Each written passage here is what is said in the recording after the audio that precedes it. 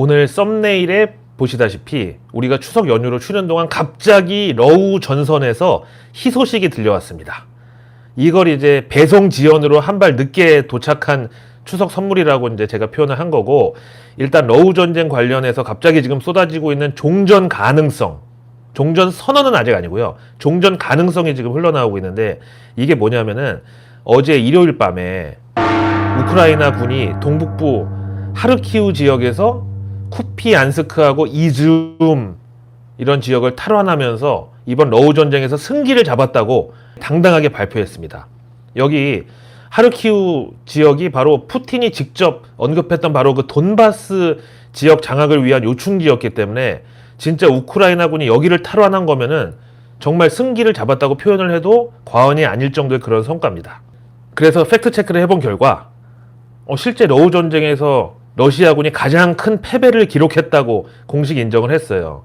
여기에 대해서 CNN, 가디언 이런 외신들은 그동안 제대로 힘도 못 쓰고 겨우겨우 방어만 하는 줄 알았던 우크라이나 군이 갑자기 진격에 성공을 해가지고 이 하르키우 지역을 장악한 게 미국과 동맹국들로부터 강력한 화력의 그 무기를 지원받은 결과라고 이렇게 평가를 하고 있더라고요.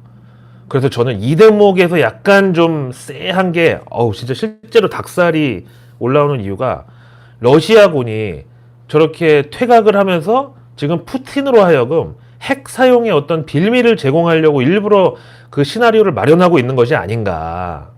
근데 이 종전 가능성이 이번에 처음 나온 얘기는 아니고요. 지난번에 한번 나왔을 때 실제로 글로벌 정치가 다 급등으로 화답을 했어요. 하지만 사실 무근으로 밝혀져가지고 그때 들어간 사람들도 그대로 물려버렸죠. 하여튼 이번 종전 가능성에 대한 러시아 쪽의 반응은 거기 러시아 외무장관이 우리는 양국 간 협상이라는 카드를 포기한 적이 없다. 이 정도. 그러나 우크라이나가 이렇게 결사항전으로 점차 승기를 잡아가고 있는 상황에서 러시아하고의 어떤 평화협정에 있어서 우크라이나의 기세가 등등해졌는데 그만큼 오히려 러시아가 우크라이나의 항복 내지 양보를 이끌어내기에는 더 힘든 상황이 되지 않았냐. 저는 이렇게 봐요. 그러다 갑자기 우크라이나 젤린스키 대통령이 또 그놈의 쇼맨십이 도졌는지 아니면 이 와중에도 뭔가 이벤트 내지는 퍼포먼스를 해야 된다는 그 개그맨 출신의 강박증을 버리지 못했는지 하여튼 갑자기 연설에 튀어나와가지고 종전 얘기를 꺼낸 거예요. 아무도 물어본 사람도 없는데 갑자기 우리가 현재로서는 러시아와 종전 협상을 불허한다. 갑자기 푸틴이 약속을 지킬지 우리가 어떻게 믿냐. 그래서 우리는 휴전 내지 종전 협상에 반대를 하고 이대로 가면은 올겨울에 러시아에서 벗어날 수 있다. 이렇게 자신감을 드러냈습니다. 근데 이 젤린스키 연설 내용이 또 전 세계 뉴스창에 막 도배가 되고 각종 SNS고 뭐고 막 이미 종전이 된 것 같은 그런 사진하고 뭐 러우 전쟁은 이제 끝났다 이런 식으로 갑자기 막 위아더 월드 설레발 이 판을 치는 요 상황이에요. 그래서 여기에 대한 금융시장 반응을 봤더니 WTI 선물이 진짜로 2% 가까이 급락 나왔었고 일단 달러도 일시 갭 하락 나오면서 환율의 경우는 이 소식에 일단 급락으로 반응이 나왔다가 다시 그 2배만큼을 반등하더니 또 다시 그 반등분의 3배만큼 급락이 나왔습니다. 이 이유가 뭘까요? 러우 전쟁 종전은 물론 아직은 이제 가능성이 나온 거지만 지난번에 나왔을 때도 무조건 증시에는 호재였는데 왜 이렇게 널뛰기에 반응이 나오는 건가? 이거 조금 이따가 설명드리기로 하고요. 그 다음에 증시 반응을 보면은 오늘 홍콩, 중국 이런 중화권 증시는 우리하고 같은 중추절 연휴로 전부 휴장이었는데 대신 일본하고 대만이 월요일장 정상 개장을 했거든요. 일본이 1.2% 플러스, 대만이 1.5% 상승 마감입니다. 근데 뭐 사실 일본이야 그나마 동아시아 주요 국가 중에서 원자재 가격 상승에 있어서 우리만큼 출혈이 컸던 나라는 아니었다 보니까 반응도 뭐 폭발적이지 않았다는 게 이해가 되는데 일본이 아시다시피 아직도 소비자 물가 상승률이 3%대예요. 우리나라 절반 수준. 근데 우리하고 요즘 증시 동조화 비율도 높고 환율 동조화도 역시 뚜렷한 대만 증시가 저렇게 급반등을 한 거는 우리 입장에서는 반갑죠. 하여튼 그래서 이게 만약에 오늘 밤 뉴욕 증시 월요일장에도 호재로 작용을 하고 그걸 타고 다시 화요일 개장에 우리한테까지 온기가 전해지면서 우리 오랜만에 연휴 끝나고 열리는 화요일 개장 초부터 육포만한 장대 양봉 뜬다면은 바로 뭐다? 그렇습니다. 떨줍 올팔의 찬스가 왔다고 받아들이자. 추석 연휴 전에 우리 증시가 막 몸살을 앓는 동안 떨줍했던 거 그냥 이번에 올팔하는 그런 기회다 이거죠. 절대로 상승에 따라붙지 마세요. 그것이 K 증시입니다. 하여튼 이 러우 전쟁 종전 찌라시는 뭐 이번이 처음은 아니지만 지금 전 세계적으로 뭐 미국부터 우리나라까지 원자재 가격 정말 천연가스로부터 가스라이팅 당해가지고 고통이 너무 크다 보니까 당장 종전만 해도 우선 원자재 가격 급락하면서 연준도 이제 다음 주 FOMC에서 당장 우리에게 금리 인상의 명분이 사라졌다. 이제 우리는 다시 경기 부양 양적 완화 모드로 급선회한다 이러면서 뉴욕 증시는 물론이고 글로벌 증시 그리고 우리 K 증시도 한 방에 막 꽃놀이패로 반전이 가능할 것 같지만 과연 그럴 거냐? 제닛 옐런 미 재무장관이 주말에 얘기하기를 올겨울 유럽 대부분의 국가들이 러시아산 원유 구매를 중단할 거고 러시아 원유 수송도 본격적인 제재를 맞게 되면서 이번 겨울에 유가가 다시 스파이크. 그야말로 김연경 선수한테 강스파이크로 등짝이나 목 같은 데를 맞은 듯한 그런 발작에 가까운 유가 급등이 나올 수 있다고 경고를 했어요. 이거는 뭐 미국의 헐리우드 액션이 아닌 게 독일 분데스방크 총재도 이대로 가면은 올 12월 유로존 인플레이션이 10%를 넘어가가지고 재앙이 올 수 있다고 경고를 했습니다. 하여튼 러시아는 겨울 전에는 절대로 전쟁을 끝낼 의지가 없는데 그럼 이 전쟁을 강제로 끝내는 방법이 뭐겠습니까? 우크라이나가 승전국, 러시아가 패전국 이런 구도로다가 종전선언을 한다. 이거는 핵 보유국이 비핵화 국가의 전쟁에서 질 수가 있어요? 이게 말이 돼요? 그리고 만약에 이렇게 되면은 푸틴은 100% 쫓겨납니다. 그냥 쫓겨나는 게 아니라 최소한 감옥, 최악의 경우는 암살이에요. 그리고 러시아 자체가 1차 세계대전 끝나고 독일 보세요. 거의 그냥 국제적으로 막 고영욱 이미지 돼가지고 가는 데마다 손가락질 당하고 욕먹고 경제적으로 재건은 뭐 그렇다 치고 국제사회에서 전범국 이 오명 벗고 완전히 재기하는데 수십 년 걸렸잖아요. 근데 러시아가 자처해서 그 꼴을 당하려고 한다고요? 이거 이제 재판처럼요. 진 사람이 변호사 비용까지 다 물어줘야 돼요. 전쟁에서 패전국이 그렇다고요. 독일도 1차 대전 이후 전쟁 사후 처리 비용 물어내다가 나라 거덜났잖아요. 자, 그럼 반대로 러시아가 핵을 쓰든 뭐든 결국 러시아가 이겨서 종전 선언을 했다고 쳐요. 그럼 또 미국이나 서방에서 러시아를 그냥 놔두겠습니까? 자, 그럼 실제로 가장 현실적인 정황은 뭐냐?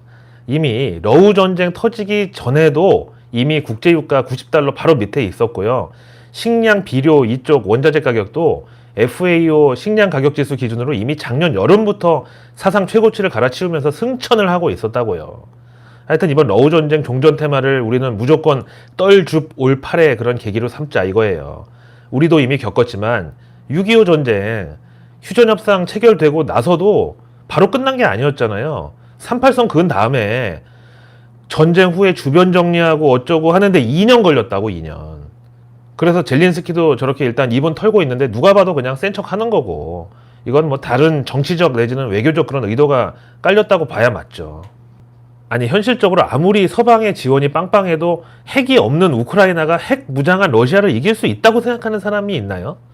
그리고 지금 전투에서 저렇게 선전을 하고 있지만 러시아가 겨울 전에 가방 싸고 그래 니네 이제 잘 먹고 잘 살아라 이렇게 그냥 악수 한번 하고 다시 빈손으로 집에 갈 리가 없잖아요. 그러려고 전쟁을 일으킨 게 아닌데. 아 그래서 이미 우리는 한번 겪었지만 러우 전쟁 종전 테마는 떨줍 올팔의 기회 그 이상도 이하도 아니다. 그 밖에는 다 필요가 없는 그냥 반도체 슈퍼사이클, 조선주 슈퍼사이클 이런 그딴 이다 이거예요. 자 그럼 이제 러우 종전 떡밥이 식으면 우리는 또 무엇을 준비해야 하나. 당연히 미국의 8월 CPI 이게 우리 시간으로 화요일 밤 9시 반인데요. 현재 컨센서스는 8.1% 정도. 그러니까 지난 7월에 8.5%보다는 조금 더 하락을 했을 것으로 예상하고 있습니다.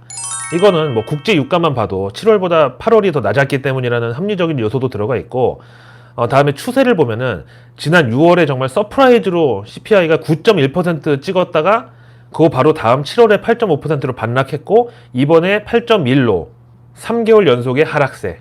그리고 누가 봐도 정점 찍고 내려온 요 정도 그림으로, 물론 미국의 소비자 물가 8%도 결코 낮지 않은 수준, 40년 만에 최고 수준이 맞기는 한데 이번에 확실하게 이제 지표 호조의 판정을 받으려면은 8.1 가지고는 모자라고 제가 봤을 때는 앞에 7자가 붙어야 되는데 그렇게만 되면 이제 확실하게 미국 소비자 물가가 우선 단기 고점은 지났다, 정점은 통과했다, 피크 아웃을 했다, 이 정도 수식어가 붙을 수 있는데 문제는 연준의 반응이죠. 세계 최대 자산운용사로 알려진 블랙락, 여기 AUM이 우리말로 운용자산이 10조 달러, 한국 돈으로 일경 3,830조 원인데 여기서 최근 경고하기를 연준 금리 인상이 결국은 미국 경제를 심각한 수준으로 무너뜨릴 것이라고. 이유는 연준의 인플레이션 목표치가 원래 2%인데 이거는 뭐 당장 달성이 불가능하다, 비현실적이라는 거는 다 알고 있지만 연준이 소비자 물가만큼은 3%대까지 잡으려고 한다. 게다가 지금 당장 인플레이션 해소와 경제 성장 사이의 균형점을 맞출 그런 마음이 전혀 없어 보인다. 그래서 소비자 물가지수 이번에 예상치보다 낮게 나름대로 뭐 지표 호조랍시고 앞에 7자 붙어가지고 7.9, 7.8 나온다고 해도 일단 경제를 망가뜨려가지고 소비자 물가 3%대를 목표로 잡은 연준이 보기에는 8.1이나 7.9나 전혀 다를 바가 없다는 얘기죠. 반면에 ING 자산운용의 수석경제학자 제임스 나이틀리는 연준이 내년 2023년 6월부터 다시 금리 인하로 돌아서가지고 내년 연말까지는 계속 양적 완화 모드로 나갈 것이라고 예언을 했습니다. 그는 미국의 경기 침체 압력이 점점 증가해가지고 연준의 의도대로 올 연말부터 내년 초반에 이르러서는 인플레이션이 빠르게 추락을 할 것이라고. 그래서 여기에 대한 시나리오로 이번 9월 FOMC에서는 연준이 0.75%포인트 자이언트 스텝을 밟겠지만 11월 FOMC에서는 0.5%, 12월 FOMC에서는 0.25% 이렇게 점점 금리 인상의 보폭을 종종걸음으로 베이비 스텝으로 좁혀 나가다가 다시 내년에는 문워크로 백스텝을 밟을 것으로 예상한다. 그리고 연말부터 인플레이션이 급락하는 그 징조로 임금 인상의 압력이 빠지고 부동산과 렌트비가 하락하는 것이 바로 인플레 급락의 초입에 나타나는 현상이라고, 잘 보라고 이렇게 힌트를 줬습니다. 근데 이게 뭐 상상 임신격의 그런 허황된 시나리오가 아닌 게 지금까지 연준 역대 금리 인상 사이클을 보면은 최장 15개월을 넘기지 못했어요. 사실 금리 인하 사이클은 그것보다 훨씬 길었는데 그러다가 연준이 맘먹고 다시 금리 인상으로 돌아서가지고 금리 인상 사이클이 시작이 돼도 1년 3개월이 딱 한계였다. 그리고 나서는 바로 다시 금리 인하로 돌아섰다 이거죠. 그럼 올해 3월부터 연준 금리 인상이 시작됐으니까 최장 기간으로 쳐도 내년 6월이 딱 15개월 되는 그 시기가 맞습니다. 언젠가부터 매주 일요일 저녁만 되면은 그놈의 월요병 대신에 삼성전자 걱정 때문에 우리 모두가 동병상련으로 정말 야 이놈의 10만전자 20만전자 과연 내 살아 생전에 오기는 할까 막 한숨만 쉬었는데 이번에는 삼성전자보다 더 큰 게 왔습니다. 바로 포스코. 다행히 지금은 지나갔지만 태풍 흰남노 때문에 포항에 피해가 집중이 됐고요. 여기 이제 특별 재난 지역도 선포되고 그랬는데 포항 하면 또 포항제철이잖아. 여기에 수해 피해가 엄청 심각했습니다. 이미 추석 연휴 전에 어느 정도 알려지긴 했는데 뭐 구체적인 피해 규모나 이런 게 추산 전이었다가 이번 추석 연휴 때 대규모 인력을 투입해가지고 복구 작업하면서 보니까 피해가 예상보다 심각하다고 합니다. 일각에서는 이 정도 피해면은 회복에 한 2년 걸리겠다. 심지어 제철소를 다시 짓는 게 나올 수도 있다. 이런 말까지 나오고 하는데 일단 현재 가장 최신 나온 발표는 당장 내일부터 그 쇳물 만드는 고로 3기가 정상 가동될 수 있다는 반가운 소식도 있습니다. 고로가 뭔지는 다들 아실 텐데 그 고독한 미식가 그 사람 거기 나오는 고로상 말고 이게 철광석하고 원료탄을 넣어가지고 여기서 이제 끓여가지고 녹여서 만든 쇳물을 주조 공정을 통해서 철강을 생산하는데 이 통이 바로 고로예요. 이게 한번 불을 지펴가지고 가열을 하려면 엄청난 시간과 에너지가 필요하고요. 고로 한 기당 한 3, 4조 원 든데 그러니까 쉽게 말해가지고 우리가 밥을 하는데 고로가 가마솥이면은 전기로는 전자레인지 정도, 전기밥솥 정도. 그러니까 가마솥에 지금 더러운 막 하수가 들어가고 그 밑에 장작불까지 꺼진 이 상황에서 얼마나 이 복구가 심각하겠어요. 근데 또 이 철강 산업이 시멘트하고도 밀접하게 연결되어 있는 게 고로에서 철강 생산하고 남은 스레그라는 그게 시멘트의 원재료잖아요. 근데 제 생각에는 포스코 그 기업 이미지 자체가 지금 문제인데, 기업 이미지라기보다는 경영진의 이미지, 아니 그게 또 기업 이미지지. 그게 문제인데, 펀더멘탈 자체는 포스코가 대한민국 철강 생산량의 35%를 맡아서 철강을 만들어내는데, 뭐 시총으로 봐도 대한민국 상위 10위권 안에 드는 한국 대표 우량주이긴 하지만, 외국인이든 연기금이든 우리 주린이 분들한테 있어서든 어떤 뭐랄까 그냥 신뢰도 차원에서 이 포스코가 이미지가 개판이에요. 당장 지난번에 물적 분할 없다고 했다가 날치기 이사회 열어가지고 통과시켰죠. 그리고 지난 분기에는 실적이 너무 과도하게 잘 나왔다고 배당률도 깎았잖아요. 주주들 버릇 잘못 들이면 안 된다고. 그때 핑계가 원래 물적 분할 보상격으로 배당률을 2배로 올려주기로 했는데 실적을 열어보니까 완전 대박이 나왔어. 그래서 배당률을 굳이 안 올려줘도 금액이 크다, 배당액이. 그러면서 한다는 소리가 한번 그렇게 배당률 높게 쳐주면 앞으로 계속 그렇게 줘야 돼가지고 아예 이번에 약속한 거는 개무시하고 조금만 줄 테니까 그렇게 알아라. 아, 이게 바로 주주들 니들 그냥 가만히 앉아서 돈 버는 꼴 못 본다. 이것들 한번 버릇 잘못 들이면 계속 돈 많이 퍼줘야 돼가지고 안 된다는 소리지 뭐야 이게. 하여튼 이번 포항 제철소 그 침수 사태로 포스코가 내년까지 배당을 삭감하거나 아예 한 푼도 안 주거나 이제 핑계 대는 거지 뭐. 정상화 하는데 돈이 많이 든다 이렇게. 반대로 만약에 예상외로 큰 피해 없이 잘 정상화되고 복구되고 잘 넘어가면 이것도 올해 내로 양극재든 양잿물이든 하여튼 또 물적분을 나온다고 봐요 저는. 자, 일단 이번 주에는 화요일 밤 9시 반에 CPI 요거만 잘 넘기면 될 것 같고, 연준 임원들의 블랙아웃 기간, 그러니까 FOMC 앞두고 인터뷰나 연설 같은 그 대외 활동을 자제하는 그게 이제 블랙아웃인데, 그 기간에 돌입을 하기 때문에 최소한 연준 임원들이 여기저기서 입 털고 다니면서 그게 또 시장에 언제 돌발 악재로 작용할지 모르는 그런 오럴 리스크는 일단 이번 주에는 사라지게 된다. 거기다 이것도 일종의 계절적 효과라고 해야 되나? 하여튼 최근 20년 그 증시 통계를 보면은 한국 증시가 추석 앞둔 주간에는 항상 약세였지만 추석 이후 반등이 뚜렷하게 나왔다고 합니다. 추석 전 5거래일 코스피 평균 성적이 마이너스 0.36%였고 추석 이후 5거래일 코스피 평균 상승률이 0.91% 플러스. 그러니까 추석 전보다 후가 훨씬 더 좋았다는 거죠. 근데 올해는 추석 전 5거래일 동안 코스피가 1.3% 마이너스여가지고 역대 평균보다 하락폭이 한 4배 더 크니까 추석 이후 5거래일 반등폭도 더 클 수 있다는 기대도 가능은 합니다. 자, 오늘의 외국계 리포트는 JP 모간에서 발표한 현재 우리 고환율, 즉 원화 약세의 수혜 기업과 피해 기업 분석 보고서.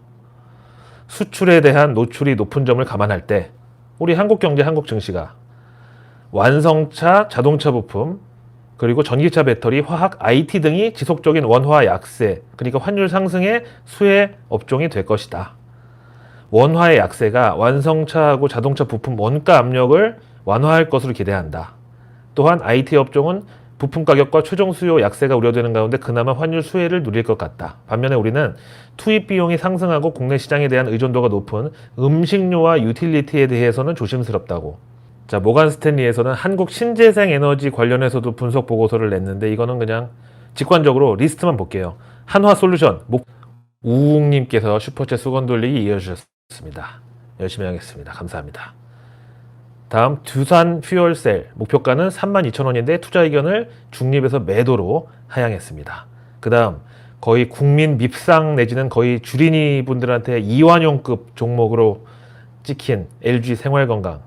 아, 이건 진짜 빼박으로 그 대형 채널 탓을 안 할 수가 없는 게, 참 작년 150만 원일 때도 여기는 지난 10몇 년 동안 단 한 번도 실적이 감소한 적이 없는 위대한 기업이라고, 그리고 178만 원 갈 때도 거기 CEO까지 직접 거론하면서 경영을 잘해서 계속 실적이 잘 나오니까 10년 넘게 대표이사로 연임을 하고 있는 게 아니겠냐. 이게 그 증거다. 그렇게 빨아댔는데 지금 주가 보세요. 65만 원. 그러니까 참 주가라는 게 기업이 성장성 떨어지면 끝인데 아니 그거를 팔 이유가 아닌 살 이유로 둔갑시키면서 자칭 프로라는 인간이 그걸로 개미할 길을 했다는 게 정말 분노를 안 할 수가 없어요. 하여튼 여기 LG 생활건강에 대해서 UBS는 올해 2022년 영업이익 추정치는 36% 하향, 내년 2023년은 22% 하향, 그리고 내후년 2024년도 13% 이렇게 도미노로 영업이익 추정치를 후려쳤는데 이게 중국 그 코로나 봉쇄의 부정적인 영향으로 예상보다 부진한 중국 매출과 면세점 수익을 반영한 결과라고 이렇게 근거가 명확하잖아요. 반박할 수가 없잖아. 그러면서 목표가를 기존 90만 원에서 69만 원으로 30% 가까이 깎아버렸고요. 투자 의견은 중립입니다. 다른 외국계 증권사들의 이 LG생활건강 목표가하고 투자 의견도 대동소이한데요. 그러니까 LG생활건강 178만 원은 앞으로 올 일이 절대 없다고 보는 거야. 적어도 지금 외국계의 시각으로는. 근데 만약에 LG생활건강이 다시 178만 원 회복하는 날이 온다면 그때 나스닥은 5만 가 있고 애플, 테슬라는 지금의 한 5배는 더 올라와 있을 것이다. 그래서 주식은 그냥 절대로 비쌀 때 샀다 하면 그냥 지옥행입니다. 가치 투자니 뭐 그런 건 다 지나고 나서 사후 평가로나 가능한 소리라고요. 그 다음 이제 한때 10만전자 추진위원장이었던 골드만삭스에서는 이번 아이폰 14, 14 신제품 출시에 대해서 아예 딱 찍어가지고 아시아 IT 기업에 미치는 영향이라는 보고서를 냈는데 일단 첫 문단부터 조금 김이 빠지긴 합니다. 우리는 이번 아이폰 신제품 발표 자체가 일본이나 한국 관련주들의 주가에 거의 영향을 미치지 않을 것으로 보고 있고 오히려 향후 매출에 달려있다고 본다. 그러니까 실적 확인하기 전에 기대감만으로 접근하지 말라는 소리예요. 그러면서 관련 부품 업체들 중에서 일본 회사를 언급하는데 요즘 엔저 효과 때문에 일본 주식 매수하는 분들이 많다고 해가지고 종목을 좀 자세히 알려드리면은 카메라 액추에이터 만드는 미네베아하고 알프스 알파인 이 두 기업 모두 골드만삭스에서는 매수 의견이고 다음 배터리 제조사 TDK 역시 매수 의견 다음 MLCC 업체 무라타라고 있고 그 다음에 타이어 유덴까지 모두 매수. 반면에 고성능 회로기판 특히 카메라도 겸용인데 이거랑 편광 필름까지 만드는 니토덴코는 중립. 그 다음에 커넥터 업체 JAE하고 히로세 전기 여기도 둘 다 투자 의견 중립입니다. 자 다음 결정적으로 한국 기업 중에서는 메모리 제조사 삼성전자와 SK하이닉스가 아이폰 14 수혜주다. 그러면서 골드만삭스는 둘 다 매수 의견. 다음 카메라 부품 관련해서 LG이노텍은 중립. 다음 아이폰 14에도 역시 빠지지 않고 납품하는 OLED 제조사 LG 디스플레이는 매도 의견입니다. 야 진짜 LG 붙은 거는 정말 뭐 한국에서 구시 허시 들어간 회사는 걸르라고 하다가 이제는 카카오에 카자 붙은 것도 걸러야 된다고 하고 아니 뭐 다 걸르고 나면은 도대체 뭐 몇 개나 남는 거예요? 다 걸르고.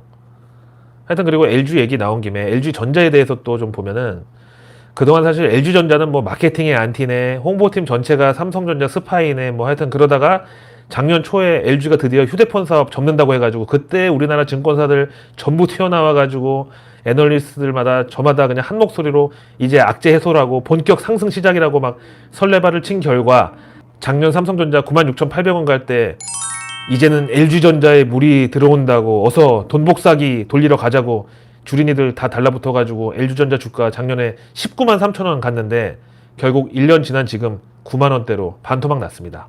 아 그래서 내일 뉴스는 내일 보면 너무 늦습니다. 구독과 알림 설정만으로 아직 나오지 않은 오늘 뉴스도 아닌 내일의 뉴스를 매일 저녁 여러분들의 안방으로 제가 직접 배달해 드립니다. 배송료 무료, 제주 및 도서 산간까지 다 무료, 심지어 해외 배송도 무료. 배송료가 무료라고 해서 상품의 퀄리티가 떨어지는 것은 결코 아닙니다. 많은 분들이 댓글창을 통해서 내일 뉴스를 보고 투자 아이디어로 삼아서 떨주 몰팔에 성공했다는 수기들을 많이 적어주고 계십니다.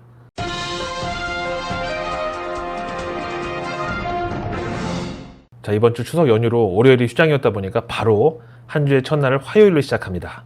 뭔가 이득 보는 그런 기분. 이번 주는 사거래일만 열립니다. 내일 9월 13일 화요일 먼저 정부 일정은 비상경제장관회의가 열립니다. 야 이거 환율이 내일 당장 어떻게 될지 또 걱정인데요. 그리고 내일 국회 대표단이 미국에 갑니다.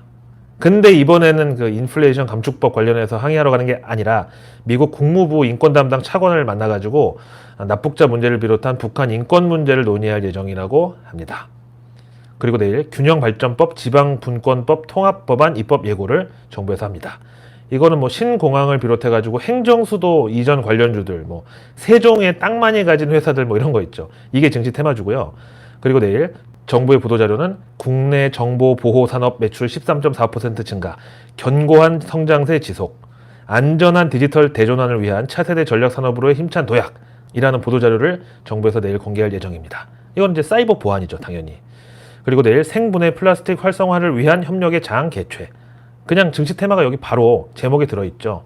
그리고 내일 환경과학원과 농업과학원이 지하수 안전관리를 위해 맞선이라는 발표를 역시 할 예정입니다. 이거는 수처리 관련주. 그리고 내일 산업부와 육군이 규제 샌드박스 MOU를 체결합니다. 이거는 드론, 사이버 보안, 그리고 과기부는 2022년 캔 위성 경연대회 시상식을 엽니다. 그 깡통 캔, 그거 맞아요. 그걸로 위성 만들어가지고 이제 쏘는 건데요. 우리나라도 이제 통신 위성은 점점 더 수요가 늘어나고 기상 위성도 하여튼 계속 앞으로 많이 쏴야 될 걸로 봅니다. 내일 농식품부는 김치 품평회에서 올해 김치로 8개 브랜드를 선정한다. 김치만큼은 국산 김치 먹고 싶지만 가격의 압박 때문에 중국산 김치 보니까 진짜 이만한 쌀푸대만한 그거 하나에 2만 원인가? 이거는 가격 경쟁력으로 말이 안 돼요. 근데 저는 K푸드에서 빨리 김치는 비중을 줄여야 된다고 봅니다. 아예 없앨 수는 없을 것 같고 사실은 없앴으면 좋겠는데 김치 비중 줄여야 돼요. 그래야 다른 게 훨씬 더 해외에서 경쟁력을 높게 평가받을 수 있다고 봐요. 진짜 외국인이 불고기 오케이, 고추장, 김 오케이, 김치까지는 못 가더라고요. 안 되는 거 억지로 그렇게 우리가 밀어낼 필요 없다고 봐요. 내일 해수부는 해양바이오 산업화 지원센터 착공식 개최, 해양바이오, 그리고 해양치유 테마관광, 이런 것들이 요즘 유행이에요. 요거 다트에다가 검색해 보시면 바로 나와요. 그리고 내일 환경부와 롯데케미칼이 소셜벤처 성과 공유회를 가집니다. 경제 일정은 내일 금통위 의사록이 공개되는데 이게 8월 25일 개최분입니다. 당시 우리도 0.5%포인트 이상 금리 인상 빅스텝 가야 된다고 했는데 한은에서 일단은 눈치 보기로 나섰고 그게 환율 상승이라는 부작용을 불러왔습니다. 다음 내일 8월 고용행정 통계를 본 노동시장 동향 나오고 일본이 8월 생산자 물가지수 PPI, 독일도 8월 소비자 물가지수 CPI 나오고 9월 GEW 경기 기대지수 공개하고요. 영국에서는 사라 브리든 영란은행 이사의 연설이 있습니다. 영국 신임 총리 취임 후에 첫 영란은행 임원 연설이 되겠습니다. 영국이 이러다간 IMF로 갈 수 있다. 지금 경기 침체도 심각하고 인플레이션도 심각하고 영란은행은 빅스텝 밟고 있고 지금 거의 몸은 한민관인데 다이어트는 해야 돼가지고 막 몸에다가 막 엄청난 막 텐션 막 강요하면서 막 운동시키고 막 지금 이러고 있습니다. 다음 내일 화요일 밤 9시 반 미국에서 드디어 8월 소비자 물가지수 CPI가 나옵니다. 여기에 대한 대응 시나리오는 앞에서 말씀드렸고요. 다음에 미국의 역시 8월 실질소득, NFIB 소기업 낙관지수, 그리고 내일 오페크 원유시장 전망 보고서가 나옵니다. 그리고 내일부터 27일까지 UN 총회가 열립니다. 여기 아마 우크라이나 대북 문제 논의되겠고 그와 맞물려서 내일부터 양구 DMZ 평화의 길 테마 노선 정식 개방일입니다. 제발 별탈 없이 이것만큼은 정말 길 이름에 맞게 평화의 길로 잘 유지가 되길 바랍니다. 내일 증시 일정은 포항제철소가 내일부터 모든 고로를 정상 가동할 예정이라고 합니다. 하지만 앞에 얘기한 대로 한번 불이 꺼졌었고 불순물이 많이 들어갔기 때문에 당장 가동하자마자 기존처럼 양질의 철강을 쭉쭉 뽑아낼 수는 없을 겁니다. 그리고 내일부터 이틀 일정으로 하나금융 스펙 24호 수요 예측, 그리고 KB 스펙 22호는 공모 청약에 역시 이틀 일정으로 돌입합니다. 그리고 AACR이라고 그러죠. 미국 암연구학회에서 췌장암 특별 컨퍼런스를 가집니다. 16일까지 4일 일정으로 길죠. 우리나라 매드팩토 비롯해가지고 췌장암 백신 관련주들, 치료제 관련주들 여기 출동합니다. 그리고 내일 미국 의회가 트위터 청문회를 개최한다고 합니다. 여기서 또 빅테크 규제 얘기 나올 수 있으니까 한번 미국 증시 반응 보고요. 그리고 내일 오징어 게임의 이정재와 박혜수 배우 이분들이 미국 CCA 에미상 수상에 도전한다고 합니다. 오늘도 긴 영상 시청해 주셔서 감사드리고요. 저는 내일의 내일 뉴스를 또 들고 찾아뵙겠습니다. 고맙습니다.